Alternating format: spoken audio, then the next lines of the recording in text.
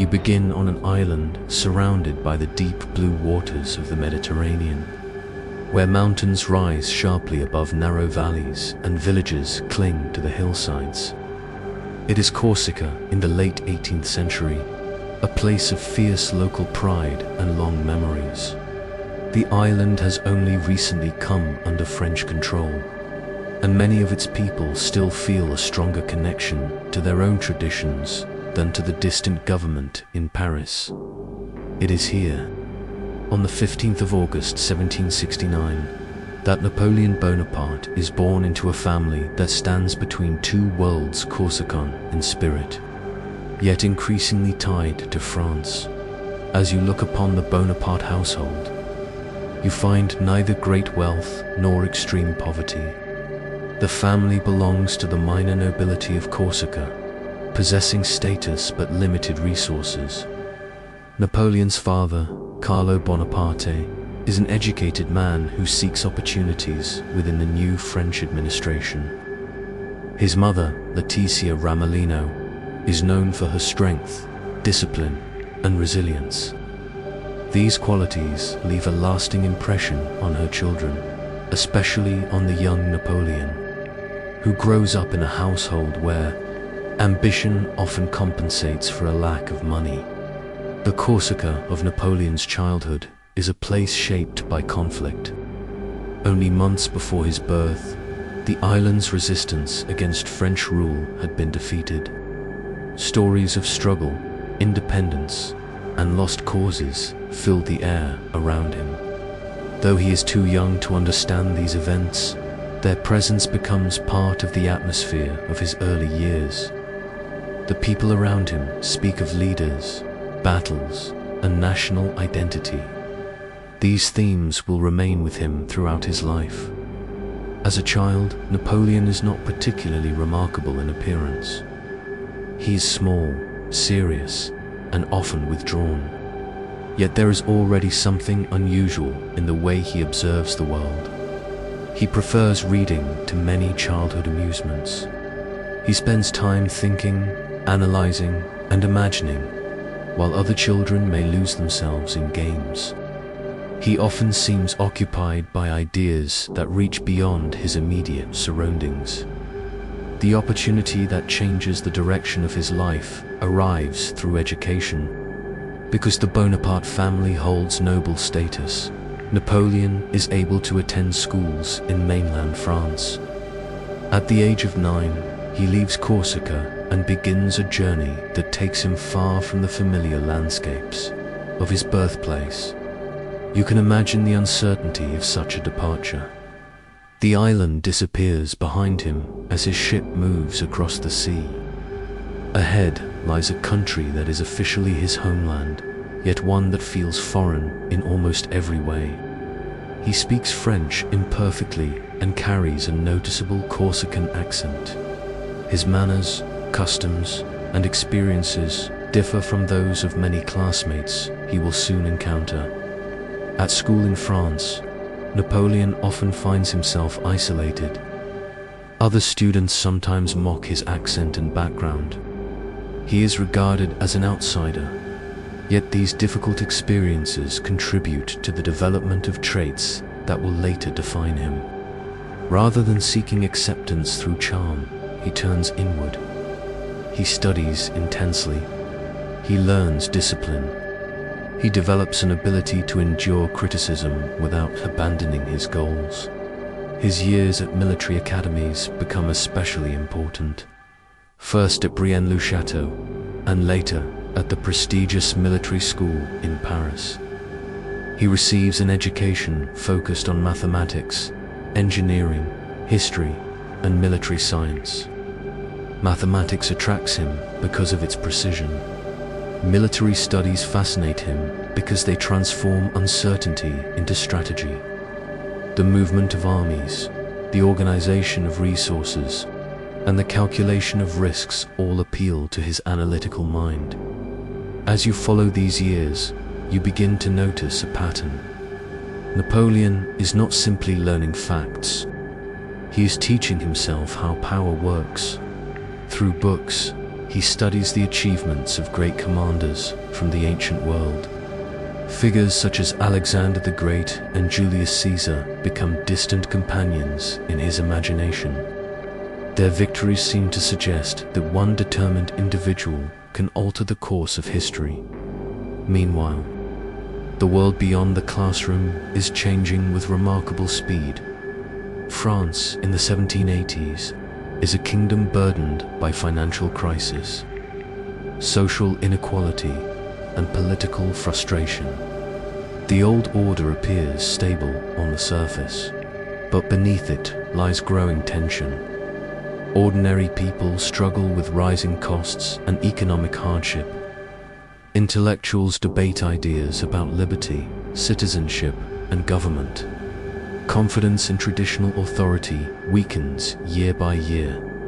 As Napoleon completes his education and enters military service, these pressures continue to build. He becomes a young artillery officer in the French army, trained and ambitious, but still largely unknown. His future remains uncertain. Many officers of noble birth enjoy greater influence and stronger connections. There is little reason, at least at first glance, to believe that this quiet Corsican lieutenant will someday dominate Europe. Then the French Revolution erupts in 1789. From your vantage point, the event seems almost like the opening of a vast storm. Institutions that had existed for centuries begin to shake. Political factions emerge. Old loyalties collapse. New opportunities appear. Across France, people debate the meaning of freedom, equality, and national sovereignty.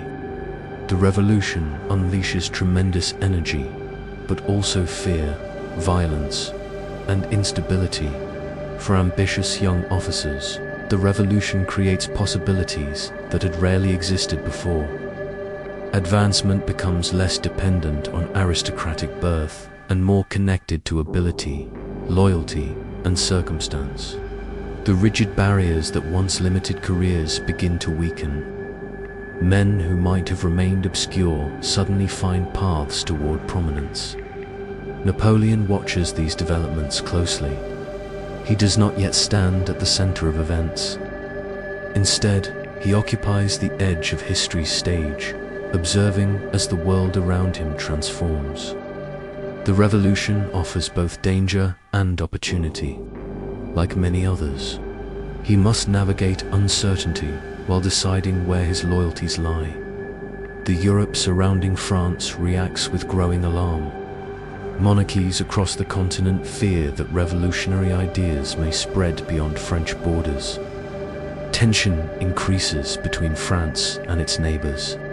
Diplomacy becomes more difficult. The possibility of war looms ever larger in these years.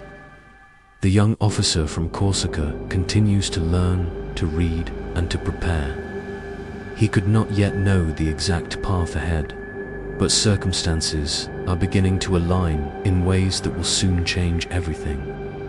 The island boy who once felt like an outsider is approaching the moment when talent, ambition, and history will intersect. As the revolutionary era deepens and France moves toward conflict with much of Europe, the stage is quietly being set for Napoleon's first great opportunity. Soon, the young artillery officer will step from the shadows of obscurity and into the turbulence of war, where his rise will begin. You leave behind the quiet classrooms and disciplined routines of Napoleon's youth and step into a France transformed by revolution. The certainty of the old monarchy has disappeared. In its place stands a nation filled with hope, fear, and constant political change. Every month seems to bring new leaders, new laws, and new enemies. Across Europe, monarchies watch these events with growing concern, while France prepares to defend itself against powerful coalitions determined to contain the revolution. As a young artillery officer, Napoleon enters this uncertain world with little more than his education. determination, and confidence in his own abilities. The revolution has broken many of the barriers that once favored officers of noble birth. Promotion is no longer reserved entirely for the privileged. Talent, courage, and opportunity now matter more than family connections. And for Napoleon, opportunity arrives sooner than anyone could have expected. In 1793, the southern port of Toulon becomes the center of a dangerous crisis. Royalists opposed to the revolution have surrendered the city to British and Spanish forces, giving France's enemies a valuable naval base on the Mediterranean. Two revolutionary leaders, losing Toulon is unacceptable. The city must be recovered before foreign intervention spreads. Further across the country, you arrive at the siege alongside thousands of exhausted soldiers. The atmosphere is tense. Cannon smoke drifts across the hills surrounding the harbor. Officers argue over strategy while valuable time slips away. The French army possesses determination but lacks clear direction. Napoleon, still only 24 years old, studies the landscape with unusual patience. Rather than focusing only on the enemy ships, he recognizes that the key lies in controlling the high ground overlooking the harbor. If French artillery can be placed there, the British fleet will no longer be able to remain safely anchored. It is a simple observation, yet one that changes everything. His plan is accepted after persistent argument, and the artillery is positioned where he believes it will have the greatest effect.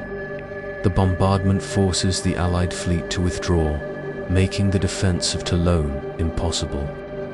By December 1793, the city has returned to revolutionary control. The victory transforms Napoleon almost overnight. He is promoted to brigadier general, earning recognition not because of political influence, but because of practical military success. Those who fought beside him begin to notice qualities that will define his future campaigns. He moves quickly, studies every detail of the battlefield, and refuses to accept conventional thinking when a better solution presents itself. Yet success during the revolution never guarantees safety. Political alliances shift constantly. During the period known as the Reign of Terror, powerful figures rise and fall with alarming speed. When Maximilien Robespierre is overthrown in 1794, many officers associated with his government become targets of suspicion. Napoleon briefly finds himself arrested, though no lasting charges are brought against him. His career pauses, balanced on uncertainty once again. You can almost sense how fragile his future remains. History often appears inevitable when viewed from a distance, but in these moments, nothing is certain. A different political decision, a different commanding officer, or a single failed battle could easily have ended his ambitions before they had truly begun. Instead, another opportunity emerges. In October 1795, Paris itself becomes the scene of crisis. Royalist forces threaten the revolutionary government, gathering thousands of armed supporters in an attempt to seize control of the capital. The government needs an officer capable of defending it quickly and decisively. Napoleon accepts the responsibility without hesitation. The confrontation lasts only hours. Using carefully positioned artillery loaded with grapeshot, he orders devastating volleys against advancing insurgents. The attack breaks the assault and restores government control of the city. Though controversial because of its heavy casualties, the action demonstrates Napoleon's willingness to make difficult military decisions when he believes they are necessary. His reward is immediate. He is entrusted with command of the Army of Italy, a force that many consider neglected and poorly supplied. The assignment appears modest compared with armies operating along France's more important frontiers. Soldiers lack proper uniforms, food is scarce, and morale has fallen after years of hardship. When Napoleon arrives in early 1796, he addresses his troops with remarkable confidence. He acknowledges their suffering but promises something they desperately need: victory, supplies, and glory. His words are not empty encouragement. They reflect genuine belief that speed, discipline, and aggressive action can overcome numerical disadvantages. As you march with the army of Italy, the difference in leadership quickly becomes visible. Rather than allowing enemy forces to unite against him, Napoleon strikes rapidly at isolated armies before they can coordinate. He constantly maneuvers through difficult mountain terrain, forcing opponents to react instead of allowing them time to develop their own plans. Within weeks, victories begin to accumulate. French forces defeat Piedmont Sardinia, removing one enemy from the war. They then turn against Austrian armies defending northern Italy. Battles at Lodi, Castiglione, Arcole, and Rivoli become milestones in a campaign that astonishes military observers across Europe. Again and again, Napoleon succeeds by moving faster than his opponents expect, concentrating his forces at decisive points, and maintaining relentless pressure after each success. You begin to notice another side of his leadership. He does not merely command armies.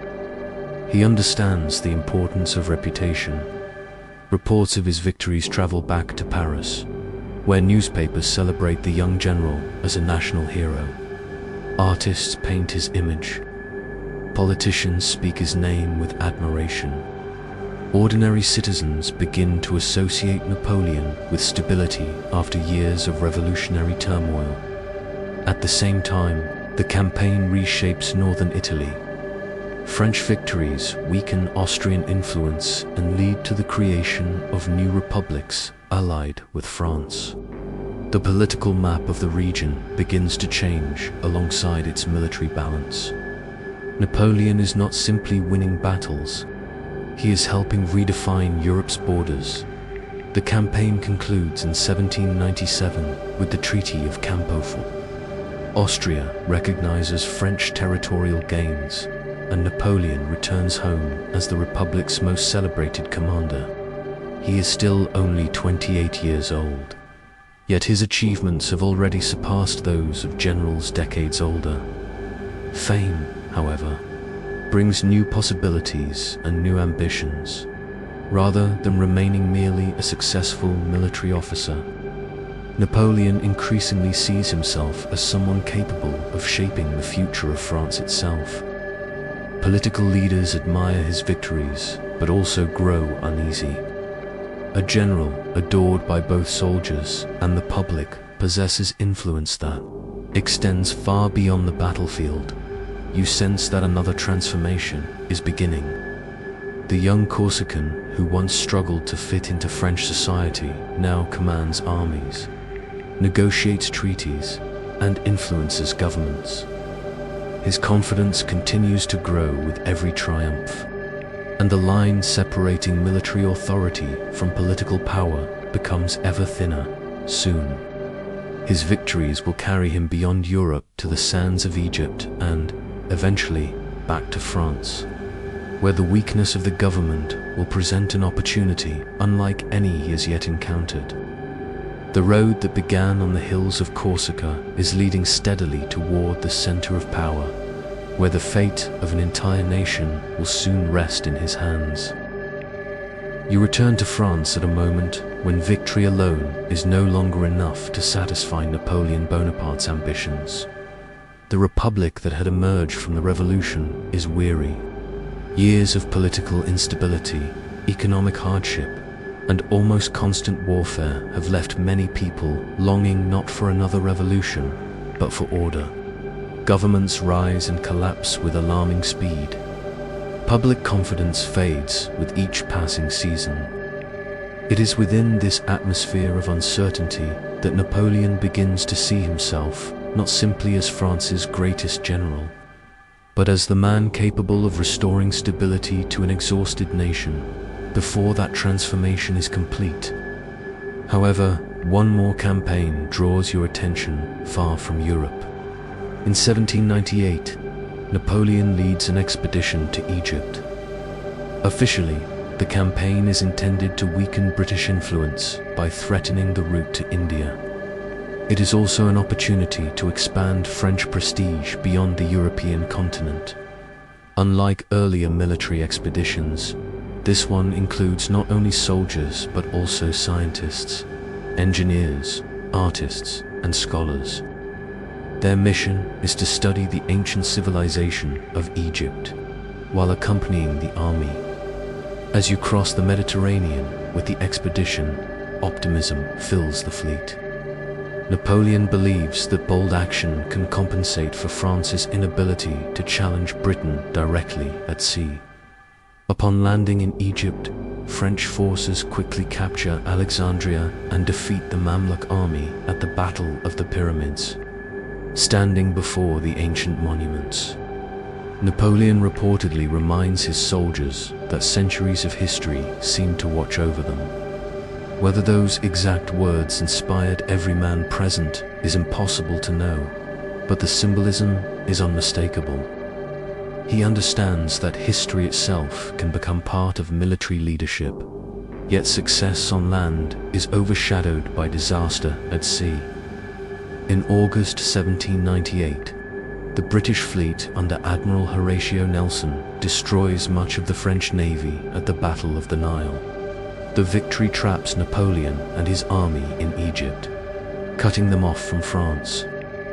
Although the expedition continues for many months and achieves important scientific discoveries, including work that eventually contributes to the understanding of ancient Egyptian civilization, it no longer offers the strategic advantage Napoleon had hoped to achieve.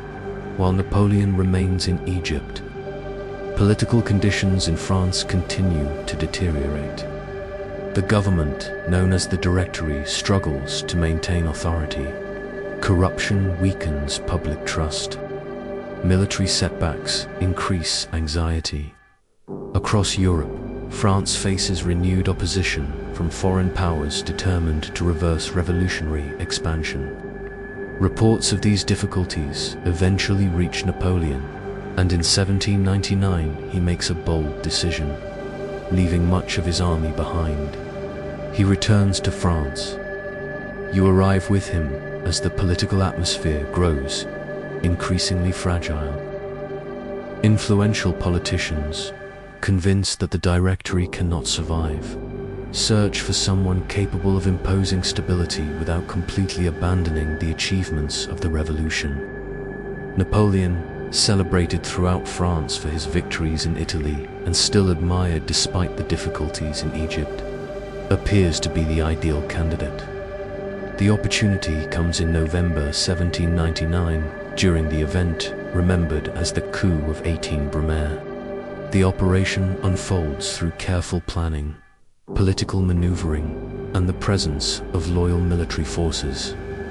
Resistance exists, but it is quickly overcome. By the end of the coup, the Directory has fallen, and a new government, the Consulate, takes its place.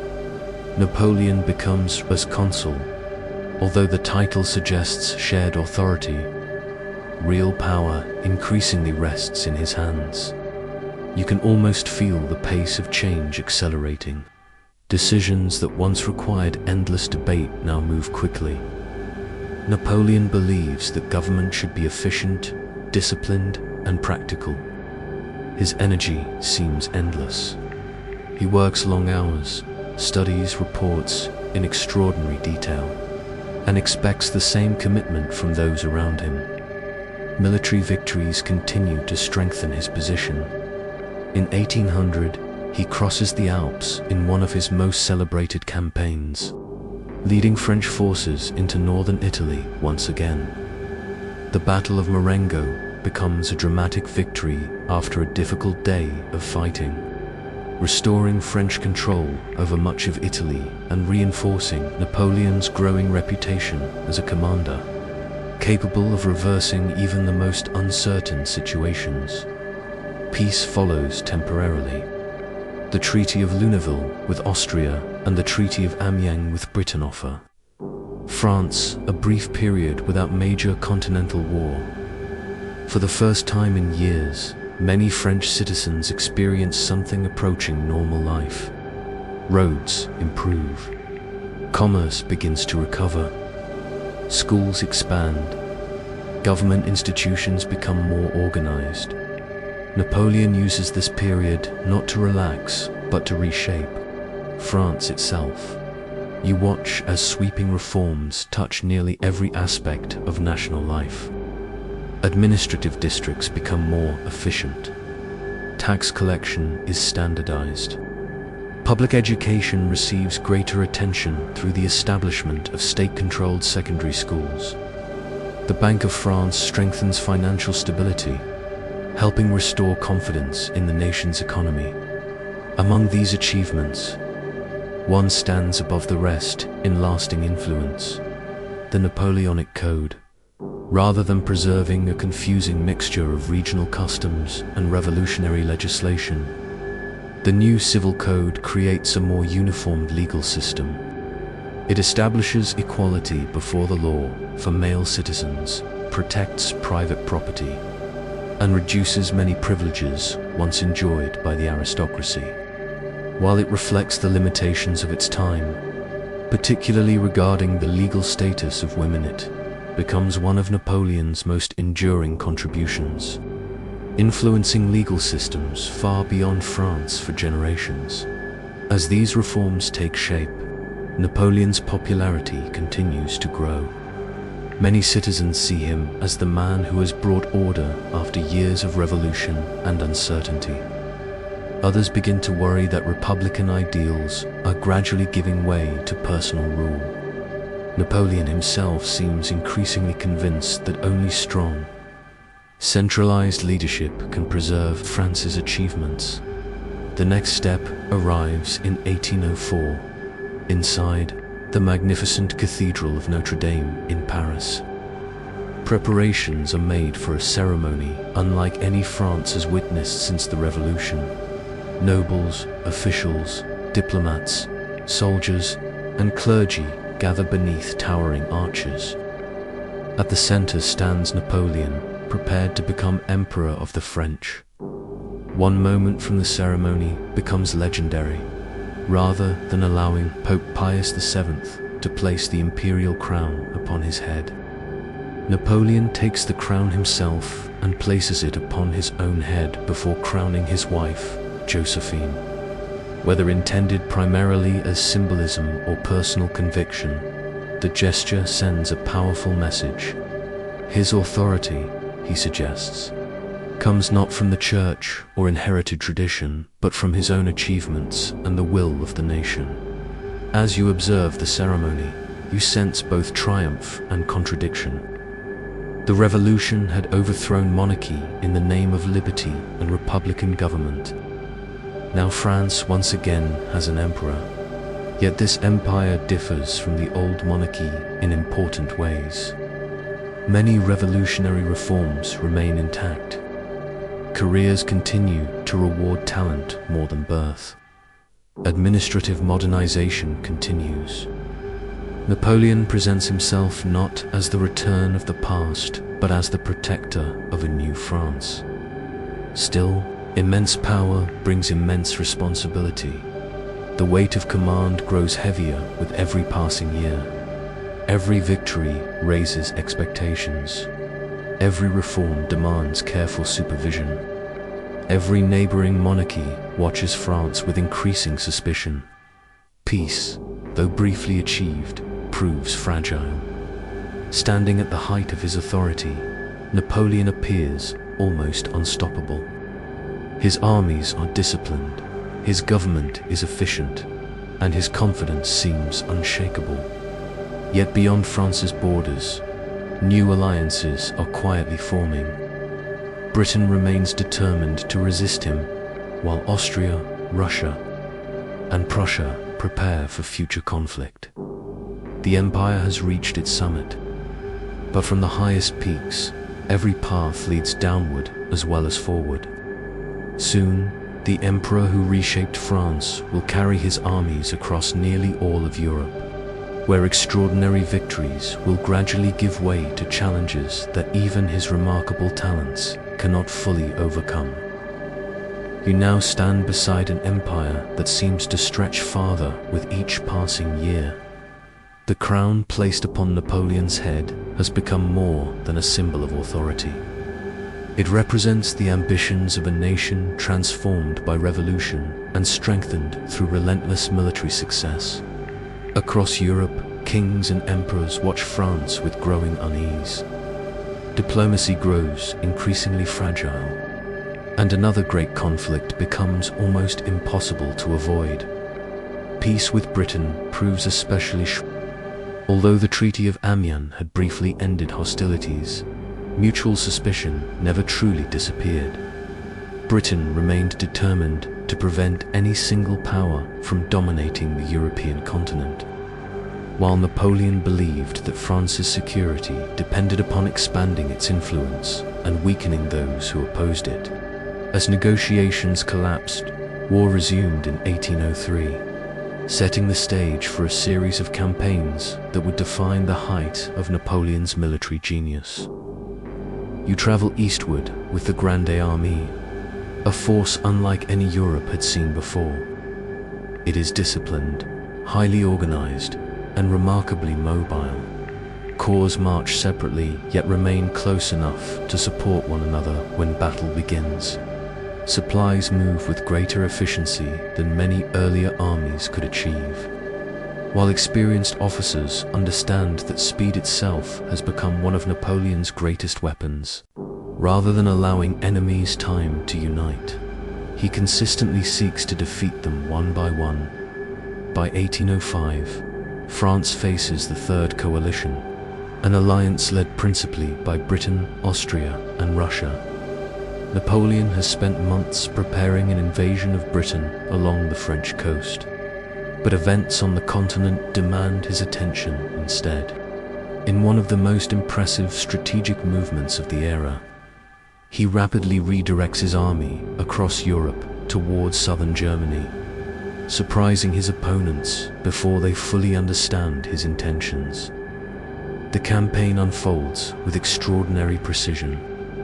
Austrian forces under General Karl Mack become trapped at Ulm after Napoleon surrounds them through a series of rapid marches rather than a single decisive battle.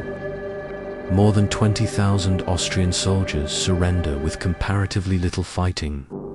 The victory demonstrates that careful maneuver can sometimes achieve what direct assault cannot. Yet an even greater test lies ahead.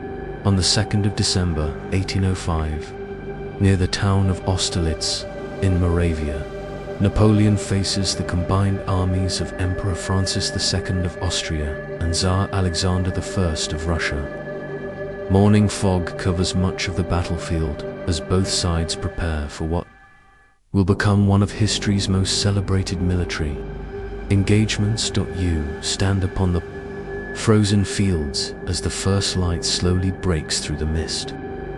Napoleon has deliberately weakened part of his line, inviting the Allied commanders to attack what appears to be his vulnerable right flank. Confident that they have identified a weakness, the Allies commit large numbers of troops to that sector, at precisely the moment Napoleon has anticipated. French forces launch a powerful assault against the weakened Allied center. Seizing the strategically important Pratzen Heights, the battlefield changes with remarkable speed. Confusion spreads through the coalition army as French units divide and isolate enemy formations. By evening, the Allied army has suffered a devastating defeat. The Battle of Austerlitz becomes Napoleon's greatest military triumph. Its consequences extend far beyond the battlefield. Austria soon agrees to peace, while the Holy Roman Empire, an institution that had existed for nearly 1,000 years, is dissolved in 1806. In its place emerges the Confederation of the Rhine, composed of German states allied with France. The political landscape of Central Europe is fundamentally reshaped, and Napoleon's influence reaches unprecedented heights. Yet victory often creates new challenges. Prussia, deeply alarmed by France's growing dominance, enters the war later in 1806. Napoleon responds with characteristic speed. At the twin battles of Jena and Auerstedt, fought on the same day, French forces inflict crushing defeats upon the Prussian army. Cities that had once seemed secure fall one after another as Napoleon advances toward Berlin. From there, the campaign continues into Eastern Europe. Bitter winter fighting follows in Poland, culminating first in the costly Battle of Waterloo and later in the decisive French victory at Friedland in 1807. These successes compelled Tsar Alexander I to negotiate. The two rulers meet on a raft floating upon the Niemen River at Tilsit. Their meeting becomes one of the most memorable diplomatic moments of the Napoleonic era. For a time, France and Russia appear ready to cooperate rather than compete. The treaties of Tilsit leave Napoleon at the height of his influence. Few rulers in European history have exercised comparable authority over so much of the continent. As you observe this moment, it is easy to believe that his dominance may continue indefinitely, but beneath the surface, tensions quietly accumulate. Unable to defeat Britain directly after the destruction of the combined French and Spanish fleet at the Battle of Trafalgar in 1805, Napoleon turns to economic warfare. He introduces the Continental System, an ambitious blockade intended to deny British goods access to European markets. On paper, the strategy promises to weaken Britain's economy without requiring naval supremacy. In practice, enforcing the blockade proves extraordinarily difficult. European merchants depend upon trade with Britain. Smuggling becomes widespread. Many governments cooperate only reluctantly, while others quietly ignore French demands whenever possible. Instead of uniting Europe under French leadership, the Continental System often creates resentment among allies forced to sacrifice their own economic interests. Another challenge soon emerges on the Iberian Peninsula. In 1808, Napoleon intervenes in Spain after disputes within the Spanish royal family. Believing that political control can be secured quickly, he removes the Bourbon monarchy and places his brother Joseph Bonaparte on the Spanish throne. The decision produces consequences far beyond anything Napoleon expects. Rather than accepting foreign rule, large numbers of Spaniards resist. Local militias wage persistent guerrilla warfare against French occupation forces. Villages become battlefields. Roads that once carried supplies safely now expose convoys to constant attack. Every apparent victory demands fresh troops simply to maintain control. Britain seizes the opportunity to intervene. Under the leadership of Arthur Wellesley, later known as the Duke of Wellington, British forces land in Portugal and gradually expand their operations into Spain. Together with Portuguese troops and Spanish resistance fighters, they begin a long campaign that steadily weakens French control. You notice that this conflict feels different from Napoleon's earlier campaigns. Instead of dramatic battles that produce immediate political settlements, the Peninsular War becomes a slow struggle of endurance. Every province secured requires another to be defended. Every success demands additional resources. French veterans who might have served elsewhere remain tied down in a conflict that refuses to end. Napoleon himself spends only limited time directing operations there, believing that other fronts deserve greater attention. Yet the war continues year after year, quietly draining men, money, and confidence. Historians would later describe Spain as one of the great wounds of the French Empire, not because of a single catastrophic defeat, but because of its relentless cost, even while difficulties multiply. The emperor continues to command immense respect. His armies remain formidable, his administrative reforms continue throughout France, and much of continental Europe still lies under his influence. Yet the balance has begun to change. The victories that once expanded his empire now require ever larger armies to preserve it. Former allies grow uneasy. Subject peoples begin to develop stronger national identities. Governments forced into alliance with France increasingly look for opportunities to regain their independence. Standing beside Napoleon at the apparent height of his greatness, you begin to sense an almost invisible shift. The confidence remains. The discipline remains.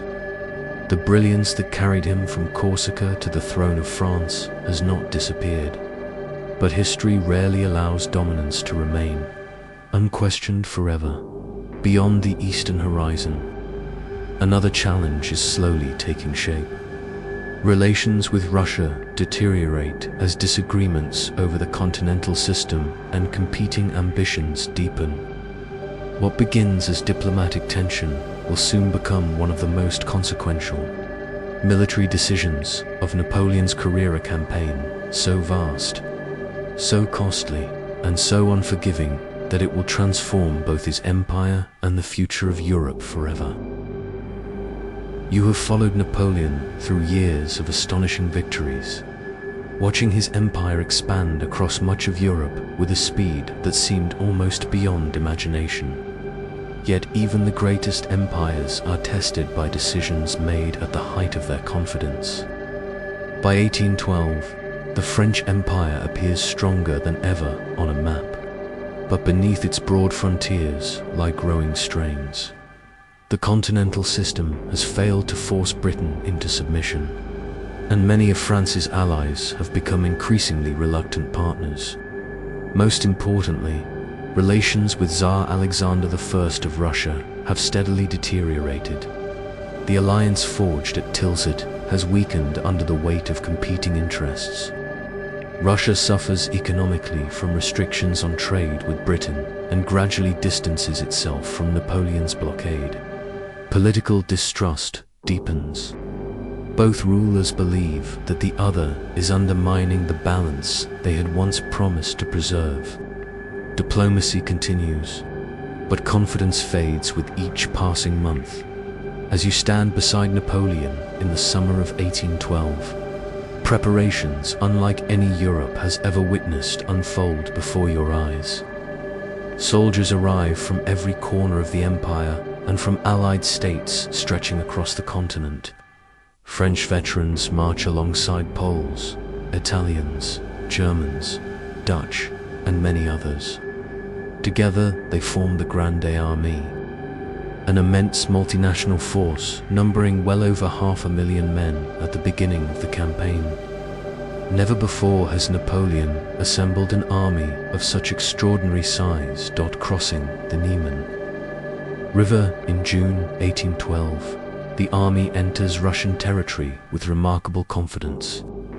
Many officers expect a short campaign ending in one decisive battle. Napoleon himself hopes that a rapid victory will compel Alexander to negotiate, restoring French influence without the need for prolonged occupation. Instead, the Russians refuse to fight on Napoleon's terms.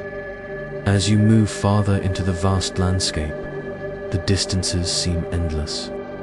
Roads become dusty beneath countless marching feet. Supply wagons struggle to keep pace. Villages stand abandoned. Russian commanders withdraw steadily eastward, avoiding the decisive engagement Napoleon seeks. As they retreat, they destroy food supplies, burn crops, and remove livestock, denying the advancing French army the resources it desperately needs. The further the army advances, the more difficult every mile becomes. Food grows scarce. Horses weaken from exhaustion and lack of forage. Disease spreads through crowded camps. Even before winter arrives, thousands of soldiers have already been lost to hunger, illness, and fatigue rather than enemy action. The immense army that crossed the frontier begins to shrink long before reaching its principal objective. Finally, in September, the Russians choose to make a stand near the village of Borodino, west of Moscow. You arrive at one of the bloodiest battles of the Napoleonic Wars. Cannon fire shakes the ground from dawn until evening. Infantry columns advance again and again under relentless bombardment. Cavalry charges sweep across smoke-covered fields, where visibility is often measured in only a few yards. When the fighting ends, Napoleon holds the field, but victory comes at an enormous cost. Tens of thousands of soldiers on both sides have been killed or wounded. The Russian army withdraws, but it is not destroyed. Napoleon has won the battlefield without achieving the decisive political result he had expected. A week later, French troops enter Moscow. You might expect triumph at this moment. Instead, an eerie silence greets the army. Much of the city's population has departed, taking valuable supplies with them. Soon fires break out across large sections of Moscow, consuming homes, warehouses, and public buildings. Historians continue to debate every detail surrounding the destruction, but the consequence is unmistakable. Napoleon occupies a city that cannot provide the shelter and provisions his army requires. Day after day he waits. He hopes that Tsar Alexander will request negotiations. No such message arrives. Autumn slowly advances. Temperatures begin to fall. Every passing week reduces the chances of a successful campaign. At last, recognizing that remaining in Moscow offers no solution, Napoleon orders the retreat in October. The journey west becomes one of the greatest military disasters in history. You walk beside exhausted columns, struggling through snow-covered roads. Bitter winds sweep across open plains. Frost covers abandoned cannon. Horses collapse where they stand. Wagons filled with wounded men are left behind when animals can no longer pull them. Hunger becomes constant. Soldiers search desperately for anything that might sustain life for another day. Russian forces pressed relentlessly against the retreating army. Cossack cavalry harasses isolated groups. Larger engagements further reduce French strength. The crossing of the Berezina River in November becomes particularly desperate. Makeshift bridges allow many soldiers to escape encirclement, but thousands perish amid freezing water, artillery fire, and confusion by the time the remnants of the Grande Army recrossed the frontier. Only a fraction of those who began the invasion remain under arms. The campaign has destroyed not only experienced soldiers, but also the aura of invincibility that had surrounded Napoleon for more than a decade across Europe. Governments recognize that the balance of power has shifted. Prussia abandons its uneasy alliance with France. Austria, once cautious, gradually joins the growing coalition. Britain continues its pressure in the Iberian Peninsula, where Wellington's army steadily advances. Russia pursues the retreating French forces westward, encouraging other nations to unite. The result is the War of the Sixth. Coalition Napoleon still demonstrates remarkable military skill. During the campaigns of 1813, even after the catastrophe in Russia, he raises new armies with astonishing speed. At battles such as Lutzen and Bautzen, he achieves important victories despite limited cavalry and many inexperienced recruits. Yet replacing trained veterans proves impossible. His opponents learn from earlier defeats, coordinating their armies more effectively and avoiding unnecessary risks. Then comes the Battle of Leipzig in October 1813, often called the Battle of the Nations. It brings together forces from Russia, Prussia, Austria, Sweden, and several German states against Napoleon. For several days, fierce fighting engulfs the countryside surrounding the city. Although French soldiers fight with determination, the numerical advantage enjoyed by the Allies gradually becomes overwhelming when the battle ends. Napoleon is forced to retreat toward France. The defeat carries consequences far beyond the battlefield. German allies begin abandoning the French cause. The Confederation of the Rhine collapses. The empire that had expanded through years of brilliant campaigns now contracts with startling speed. In early 1814, Allied armies cross into France itself for the first time in many years. Napoleon fights to defend his own country rather than extend its frontiers. During the remarkable 6 Days campaign, he wins several impressive tactical victories against larger enemy forces. His energy and imagination remain evident. Yet even these successes cannot reverse the broader strategic reality. Too many armies are advancing from too many directions. Paris falls in March 1814. Faced with overwhelming political and military pressure, Napoleon abdicates the throne. The Allies permit him to retain the title of emperor while assigning him sovereignty over the small Mediterranean island of Elba. Compared with the empire he once ruled, Elba is little more than a rocky outpost. You accompany him there and witness a man who refuses to surrender completely to inactivity. He reorganizes the island's administration, improves roads, encourages agriculture, and maintains a small personal guard. Even in exile, his instinct to organize and govern remains unchanged. Yet, events in France soon awaken his ambitions once more. The restored Bourbon monarchy struggles to satisfy it. Population exhausted by years of conflict, but uncertain about the return of the old dynasty. Dissatisfaction spreads among soldiers, officials, and many ordinary citizens. Napoleon follows these developments carefully from across the sea. Then, in February 1815, he makes one final extraordinary gamble, leaving Elba with a small force. He lands on the southern coast of France and begins marching toward Paris. Rather than resisting him, many soldiers sent to arrest him instead declare their loyalty. Town after town welcomes his return. King Louis XVIII flees the capital, and within weeks, Napoleon once again enters Paris as ruler of France. This remarkable period becomes known as the 100 Days. You can feel both excitement and uncertainty filling the air. Napoleon knows that Europe will never willingly accept his return. The Allied powers, meeting at the Congress of Vienna, immediately declare him an outlaw and begin assembling new armies.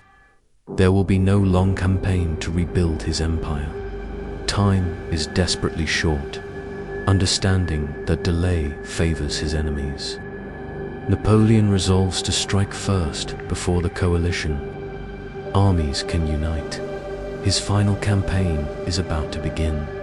The roads of Belgium await, where two Allied commanders, the Duke of Wellington and the Prussian field, Marshal Gebhard Leberecht von Blücher, moving toward a battlefield that will decide not only Napoleon's future, but the future of Europe itself. You have traveled beside Napoleon Bonaparte from the rugged hills of Corsica to the glittering halls of imperial France, through victories that reshaped Europe and defeats that slowly unraveled an empire. Now the journey reaches its final chapter. The months following his return from Elba move with extraordinary speed, as though history itself understands that little time remains. Across Europe, the Allied powers refuse to negotiate with the restored emperor. At the Congress of Vienna, representatives of the great European states had already begun rebuilding the political order that had been shaken by more than 2 decades of revolution and war. Napoleon's unexpected return interrupts those discussions, but it does not weaken their determination. Britain, Prussia, Austria, Russia, and their allies agree upon a single objective. Napoleon must be defeated once and for all. You watch as preparations begin on every side. Napoleon understands that France cannot endure another long continental war. His only realistic hope is to strike quickly before the coalition armies fully unite. If he can defeat his opponents separately, he believes that political negotiations may still become possible. In June 1815, the French army marches north into what is now Belgium. The campaign begins with promise. On the 16th of June, Napoleon defeats the Prussian army under Field Marshal Gebhard Lebrecht von Blücher at the Battle of Ligny. Although the victory forces the Prussians to retreat, it does not destroy their army as Napoleon had intended. At nearly the same time, another French force under Marshal Michel Ney fights the Duke of Wellington's troops at Quatre-Bras, but fails to drive them from the crossroads. These 2 engagements, fought on the same day, leave the campaign balanced upon uncertain ground. You can almost sense the opportunity slipping away. Instead of facing isolated enemies, Napoleon now confronts 2 armies that remain capable of supporting one another. Every hour becomes increasingly valuable. Every delay allows the Allies another chance to coordinate their movements. Rain falls heavily during the night of the 17th of June. The roads become thick with mud. Fields that might have supported rapid movement are transformed into soft ground that slows artillery and cavalry alike. Napoleon delays his main attack on the morning of the 18th of June, hoping that the earth will dry enough to allow his guns to operate effectively. The decision is understandable from a military perspective, yet time has become his most precious resource. You arrive on the ridge south of the small Belgian village of Waterloo, as the battlefield slowly awakens. Before you stands Wellington's multinational army, composed of British, Dutch, Belgian, and German troops positioned along a defensive ridge. Farmhouses such as Hougemont, La Haye-Saint, and Papelotte have been fortified to strengthen the Allied line. Wellington understands that his task is not necessarily to destroy Napoleon's army alone. He needs only to hold his position long enough for Blücher's Prussians to arrive. Napoleon, meanwhile, believes that decisive victory must come before that. Reinforcement appears. The battle begins late in the morning with a powerful French bombardment. Cannon fire echoes across the countryside, but the wet ground absorbs much of the impact, reducing the destructive effect of the artillery. French infantry soon advance toward the Allied center, while fierce fighting erupts around Hougemont, whose defenders refuse to surrender despite repeated assaults throughout the day. As you move across the battlefield, smoke hangs heavily over the fields. Commands become difficult to hear. Visibility rises and falls with each fresh wave of gunpowder drifting through the air. Soldiers struggle not only against the enemy but also against exhaustion, confusion, and fear. The struggle grows increasingly desperate. French attacks capture La Haye-Saint late in the afternoon. bringing Napoleon's forces dangerously close to breaking Wellington's center. At several moments, victory appears possible. Yet Wellington's army bends without collapsing. Reinforcements are shifted wherever the pressure becomes greatest. Officers rally wavering units. The defensive line holds together through discipline as much as determination. Then another development changes everything. Far to the east, dark columns begin appearing beyond the village of Plancenoit-Blocke has arrived. Despite his defeat at Ligny only 2 days earlier, the Prussian commander has fulfilled his promise to support Wellington. Thousands of Prussian soldiers enter the battle, striking Napoleon's right flank and forcing the French army to divert valuable troops away from its attacks against the Allied center. You can feel the balance shifting. Napoleon commits the Imperial Guard, the elite veterans who have so often secured victory in earlier campaigns. Their reputation is legendary. Across Europe, many believe them nearly invincible. As they advance toward Wellington's position during the evening, French soldiers watch with renewed hope. For a brief moment, silence seems to settle over the battlefield. Then disciplined volleys erupt from Allied infantry concealed behind the ridge. The Guard presses forward but cannot break the line. Under intense fire and repeated counterattacks, its formations begin to falter. Eventually, the seemingly impossible happens. The Imperial Guard retreats. News spreads rapidly across the battlefield. Confidence gives way to panic. Units that had fought stubbornly throughout the day begin withdrawing in disorder. The retreat soon becomes general. Wellington orders a full advance, while Prussian forces continue pressing from the east. By nightfall on the 18th of June, 1815, Napoleon's final campaign has ended in defeat. The consequences are immediate and irreversible. Returning to Paris, Napoleon realizes that continued resistance can no longer preserve either his position or France itself. On the 22nd of June, 1815, only days after Waterloo, he abdicates for the second time. Unlike the settlement of 1814, the Allies no longer trust promises of limited exile close to Europe instead. They choose one of the most isolated places under British control. Saint Helena lies in the South Atlantic Ocean, thousands of miles from the political centers that Napoleon once dominated. There will be no dramatic return from this island. You accompany him aboard the ship that carries him into exile. The voyage is long and quiet. Behind him lies an empire that had stretched across much of continental Europe. Ahead waits a remote volcanic island where the sounds of marching armies will be replaced by the wind sweeping across lonely cliffs. Life on Saint Helena unfolds at a slower rhythm than anything Napoleon has previously known. He lives under British supervision at Longwood House, where damp conditions and isolation become constant companions. Visitors are limited.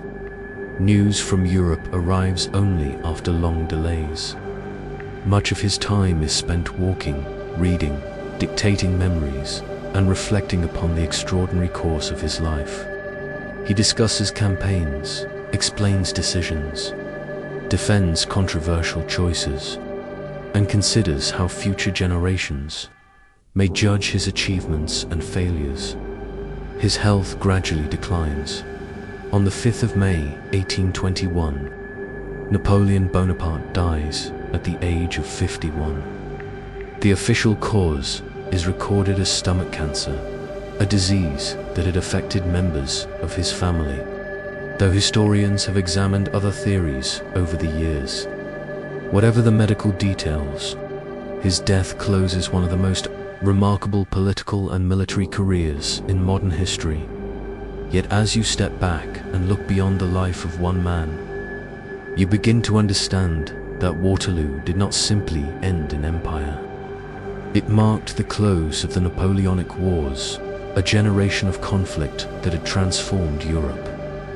At the Congress of Vienna, the victorious powers established a new balance of power, intended to prevent another single state from dominating the continent.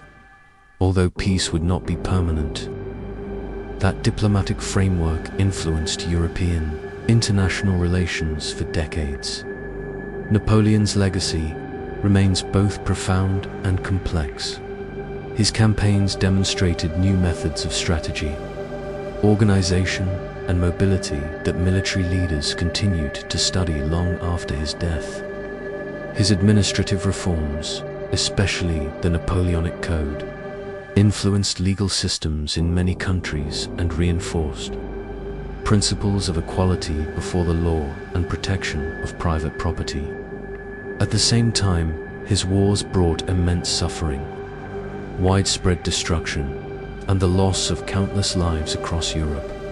As your journey finally comes to an end, the image that remains is neither that of an undefeated conqueror nor that of a broken exile alone. Instead, you remember a man whose ambition matched the extraordinary age in which he lived, a leader capable of remarkable vision, exceptional military skill, and relentless determination, yet also of decisions whose consequences reached far beyond his intentions.